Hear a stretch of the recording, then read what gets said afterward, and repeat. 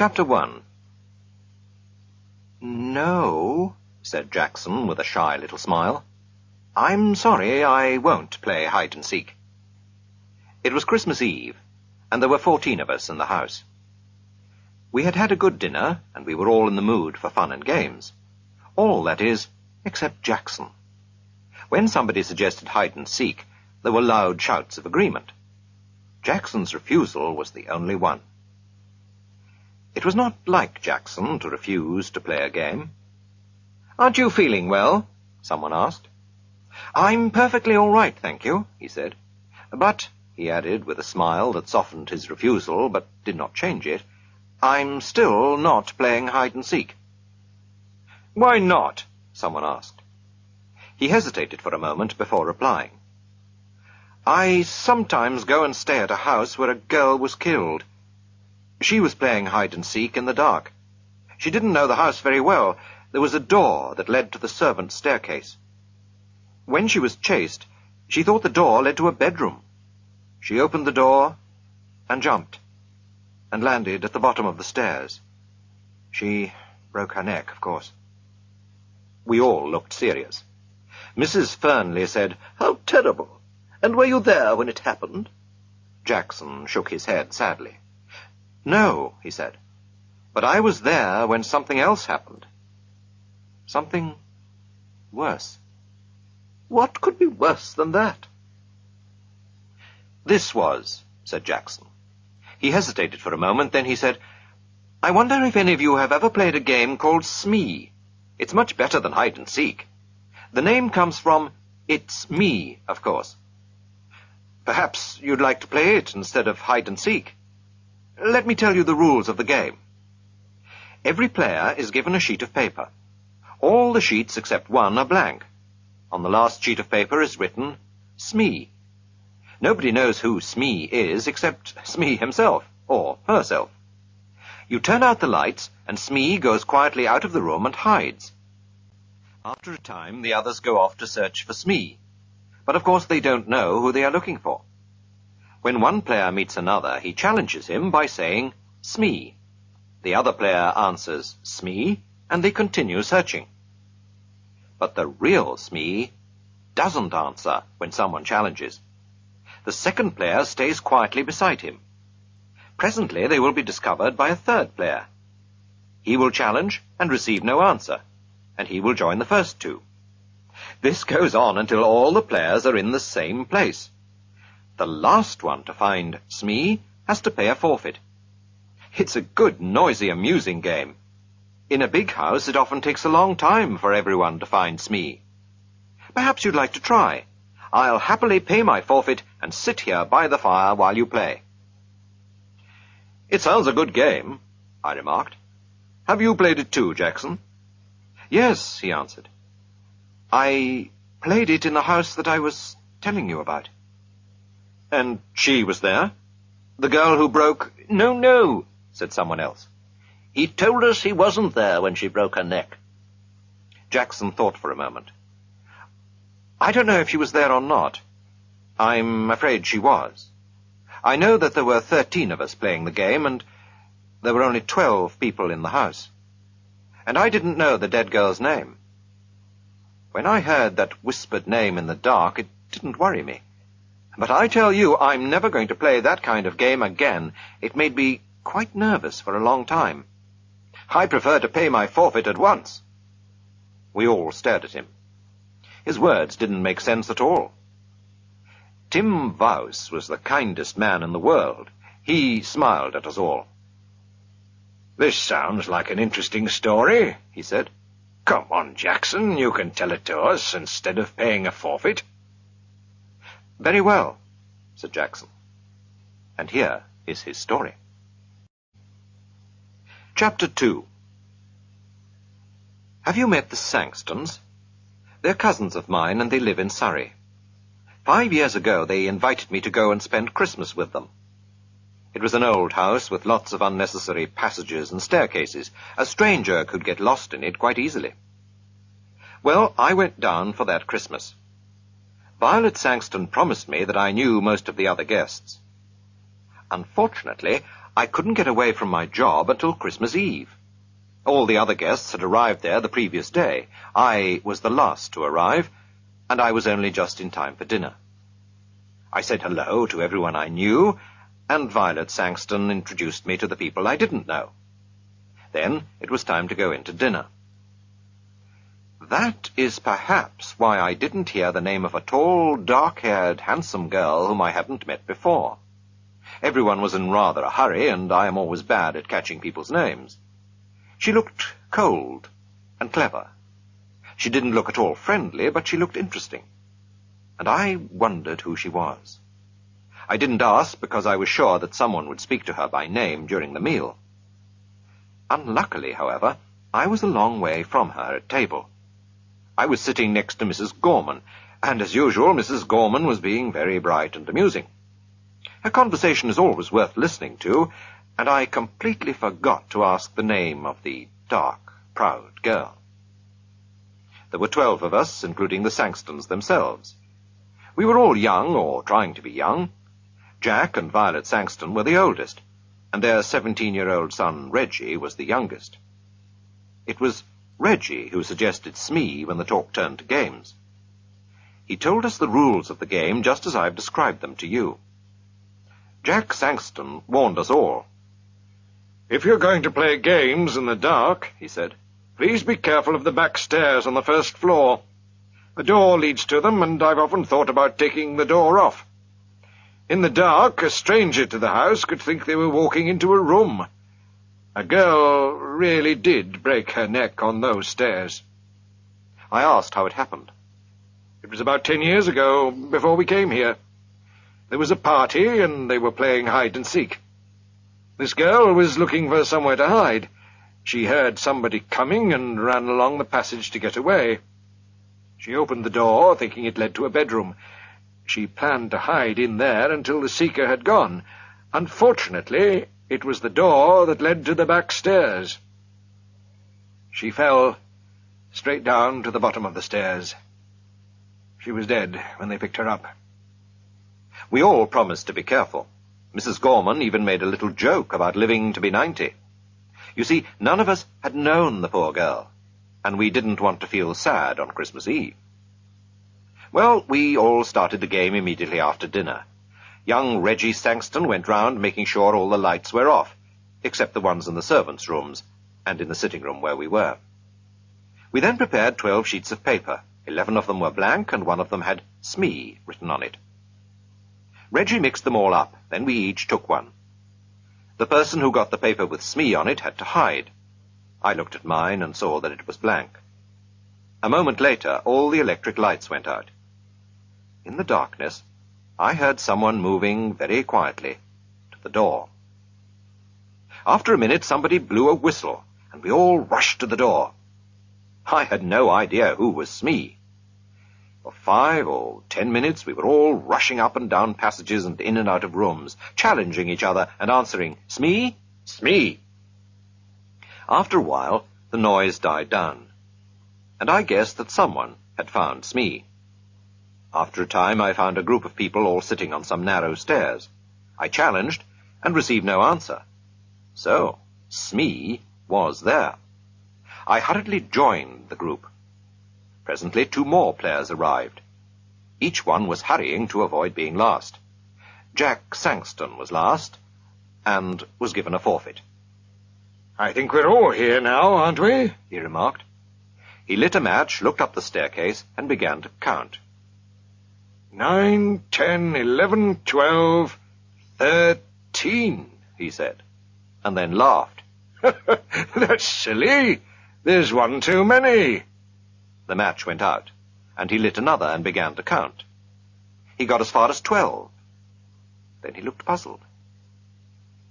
"There are 13 people here," he said. "I haven't counted myself yet." "Oh, nonsense," I laughed. "You probably began with yourself, and now you want to count yourself twice." His son took out his electric torch. It gave a better light than the matches, and we all began to count. Of course, there were 12 of us. Jack laughed. "Well," he said, "I was sure I counted 13 twice." From halfway up the stairs, Violet Sangston spoke nervously. "I thought there was somebody sitting 2 steps above me. Have you moved, Captain Ransom?" The captain said that he hadn't. "But I thought there was somebody sitting between Mrs. Sangston and me."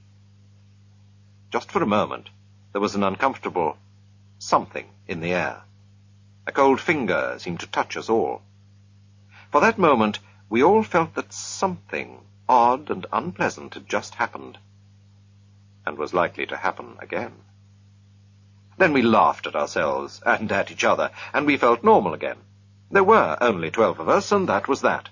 Still laughing, we marched back to the sitting room to begin again. Chapter 3. This time, I was Smee. Violet Sangston found me while I was searching for a hiding place. That game didn't last long. Soon there were 12 people, and the game was over. Violet felt cold and wanted her jacket. Her husband went up to their bedroom to fetch it. As soon as he'd gone, Reggie touched me on the arm. He was looking pale and sick. "Quick," he whispered. "I've got to talk to you. Something horrible has happened." We went into the breakfast room. "What's the matter?" I asked. "I don't know. You were Smee last time, weren't you? Well, of course, I didn't know who Smee was. While Mother and the others ran to the west side of the house and found you, I went east. There's a deep clothes cupboard in my bedroom. It looked like a good hiding place. I thought that perhaps Smee might be there. I opened the door in the dark and touched somebody's hand. 'Smee?' I whispered. There was no answer. I thought I'd found Smee. Well, I don't understand it, but I suddenly had a strange cold feeling. I can't describe it, but I felt that something was wrong. So I turned on my electric torch, and there was nobody there. Now, I am sure I touched a hand, and nobody could get out of the cupboard because I was standing in the doorway. What do you think?" "You imagined that you touched a hand," I said. He gave a short laugh. "I knew you would say that," he said. "Of course I imagined it. That's the only explanation, isn't it?" I agreed with him. I could see that he still felt shaken. Together we returned to the sitting room for another game of Smee. The others were all ready and waiting to start again. Chapter 4. Perhaps it was my imagination, although I'm almost sure that it wasn't, but I had a feeling that nobody was really enjoying the game any more, but everyone was too polite to mention it. All the same, I had the feeling that something was wrong. All the fun had gone out of the game. Something deep inside me was trying to warn me. "Take care," it whispered. "Take care." There was some unnatural, unhealthy influence at work in the house. Why did I have this feeling? Because Jack Sangston had counted 13 people instead of 12? Because his son imagined he'd touched someone's hand in an empty cupboard? I tried to laugh at myself, but I didn't succeed. Well, we started again. While we were all chasing the unknown Smee, we were all as noisy as ever. But it seemed to me that most of us were just acting. We were no longer enjoying the game. At first I stayed with the others, but for several minutes no Smee was found. I left the main group and started searching on the first floor at the west side of the house. And there, while I was feeling my way along, I bumped into a pair of human knees. I put out my hand and touched a soft, heavy curtain. Then I knew where I was. There were tall, deep windows with window seats at the end of the passage. The curtains reached to the ground. Somebody was sitting in a corner of one of the window seats, behind a curtain. "Ha-ha," I thought, "I've caught Smee." So I pulled the curtain to one side and touched a woman's arm. It was a dark, moonless night outside. I couldn't see the woman sitting in the corner of the window seat. "Smee?" I whispered. There was no answer. When Smee is challenged, he or she does not answer. So I sat down beside her to wait for the others. Then I whispered, "What's your name?" And out of the darkness beside me, the whisper came, "Brenda Ford." Chapter 5. I did not know the name, but I guessed at once who she was. I knew every girl in the house by name, except one, and that was the tall, pale, dark girl. So, here she was, sitting beside me on the window seat, shut in between a heavy curtain and a window. I was beginning to enjoy the game. I wondered if she was enjoying it too. I whispered one or two rather ordinary questions to her, and received no answer. Smee is a game of silence. It's a rule of the game that Smee and the person or persons who have found Smee have to keep quiet. This, of course, makes it harder for the others to find them. But there was nobody else about. I wondered, therefore, why she was insisting on silence. I spoke again, and got no answer. I began to feel a little annoyed. Perhaps she is one of those cold, clever girls who have a poor opinion of all men, I thought. She doesn't like me, and she is using the rules of the game as an excuse for not speaking. Well, if she doesn't like sitting here with me, I certainly don't want to sit with her. I turned away from her. I hope someone finds us soon, I thought. As I sat there, I realized that I disliked sitting beside this girl very much indeed. That was strange. The girl I had seen at dinner had seemed likable in a cold kind of way. I noticed her and wanted to know more about her. But now, I felt really uncomfortable beside her. The feeling of something wrong, something unnatural was growing. I remembered touching her arm, and I trembled with horror. I wanted to jump up and run away. I prayed that someone else would come along soon. Just then I heard light footsteps in the passage. Somebody on the other side of the curtain brushed against my knees. The curtain moved to one side, and a woman's hand touched my shoulder. "Smee?" whispered a voice that I recognized at once. It was Mrs. Gorman. Of course, she received no answer. She came and sat down beside me, and at once I felt very much better. "It's Tony Jackson, isn't it?" she whispered. "Yes," I whispered back. "You're not Smee, are you?" "No, she's on my other side." She reached out across me. I heard her fingernails scratch a woman's silk dress. "Hello, Smee. How are you? Who are you? Oh, is it against the rules to talk? Never mind, Tony, we'll break the rules. Do you know, Tony, this game is beginning to annoy me a little. I hope they aren't going to play it all evening. I like to play a nice quiet game all together beside a warm fire." "Me too," I agreed. "Can't you suggest something to them? There's something rather unhealthy about this particular game. I'm sure I'm being very silly, but I can't get rid of the idea that we've got an extra player. Somebody who ought not to be here at all." That was exactly how I felt, but I didn't say so. However, I felt very much better. Mrs. Gorman's arrival had chased away my fears. We sat talking. "I wonder when the others will find us," said Mrs. Gorman. After a time we heard the sound of feet, and young Reggie's voice shouting, "Hello! Hello! Is anybody there?" "Yes," I answered. "Is Mrs. Gorman with you?" "Yes." "What happened to you? You've both got forfeits. We've all been waiting for you for hours." "But you haven't found Smee yet," I complained. "You haven't, you mean? I was Smee this time." "But Smee is here with us," I cried. "Yes," agreed Mrs. Gorman. The curtain was pulled back, and we sat looking into the eye of Reggie's electric torch. I looked at Mrs. Gorman, and then on my other side. Between me and the wall was an empty place on the window seat. I stood up at once. Then I sat down again. I was feeling very sick, and the world seemed to be going round and round. "There was somebody there," I insisted, "because I touched her." "So did I," said Mrs. Gorman in a trembling voice. "And I don't think anyone could leave this window seat without us knowing." Reggie gave a shaky little laugh. I remembered his unpleasant experience earlier that evening.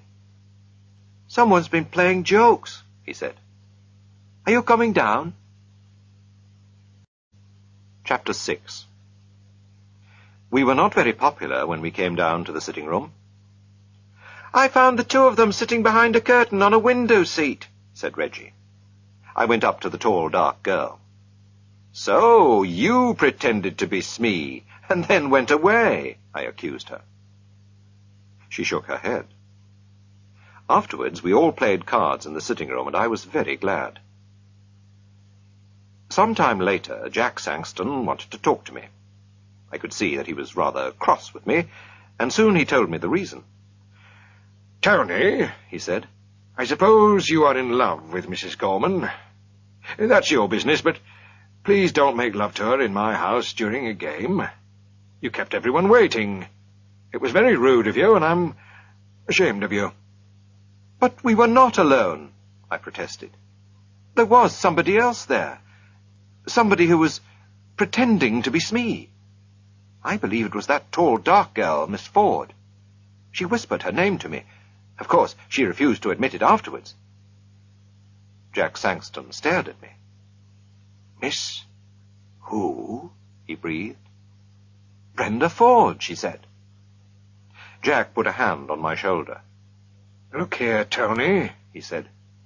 "I don't mind a joke, but enough is enough. We don't want to worry the ladies.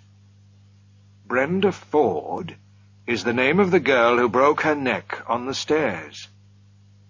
She was playing hide-and-seek here 10 years ago."